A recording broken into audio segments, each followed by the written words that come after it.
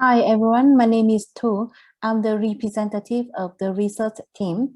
Now I will present our research, namely saline intrusion, vulnerability and resilience in the Mekong River Delta, Vietnam, a case study from Tiền Giang province. The presentation had four parts: introduction, research and methodology, research finding, and conclusion and recommendation. Objectives of the research is to identify the situation of saline intrusion in Tiền Giang province and in two districts of the research, Gò Công Đông and Tân Phú Đông, the impact of drought and saline intrusion, and also the solution to cope with drought and saline intrusion. Firstly, about the drought and saline intrusion in Mekong River Delta. Mekong River Delta is located in the south of Vietnam, and it is the main economic area of Vietnam. Since 1990s, this area is experienced by flood and heavy rain. However, from 2012, only small floods occur and saline intrusion start happen. In 2015 and 2016, the historical drought and saline intrusion was happened due to the lack of flood and rain. In 2019 and 2012 and 2020, the drought and saline intrusion even worse compared to 2016. So drought and saline intrusions affect a lot to the Mekong River Delta. Is nearly 80,000 households suffer from freshwater shortage and thousands of hectares of rice and vegetation died. About the research location, we choose the province, Tiền Giang province, one of the province negatively affected by the drought and saline intrusion in Mekong River Delta.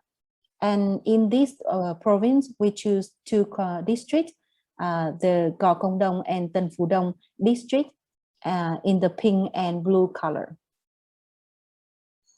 For the research and methodology, we use the secondary data and primary data with key informant interview, focus group discussion, and field observation. About the research finding, impact of drought and saline intrusion. So saline intrusion caused the reduction in the income of the local people. Farmers have to switch from 3 to 2 rice crops per year. And the rice years also reduced from 30 to 70%. Some places is work completely lost, reducing income from fruit trees and also increasing irrigation cost.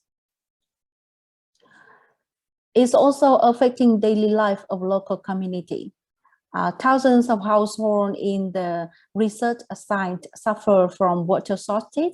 They have to spend a lot of money to buy the water. It also caused the impact on health due to frequently staying up late at night to collect fresh water and spending a lot of time on collect water. Average is 4 to 5 hours per day. It's also affecting the environment, especially the landslide, due to the lack of fresh water in canals and rivers, and also affecting community cohesion due to the disputes caused by water shortage. Response strategies. This diagram shows the stakeholders engaging in the response of drought and saline intrusion. You can see that the relationship among stakeholders is really complicated. However, in the grassroots level, the research team see that the capacity of the household, local community, and local government is very limited in response to the drought and saline intrusion. This part we will describe more in the paper.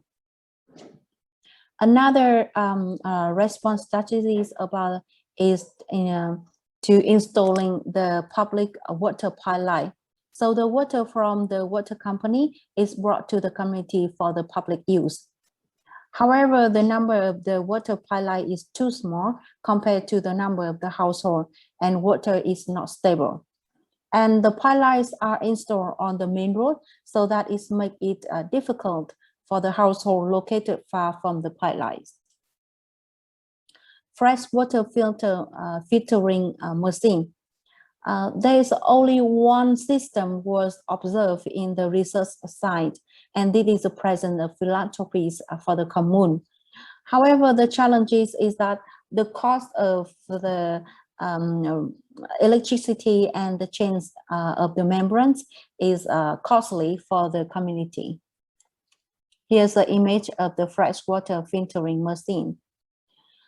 The village, they also together, they dig the pond to store water at the commune and village level.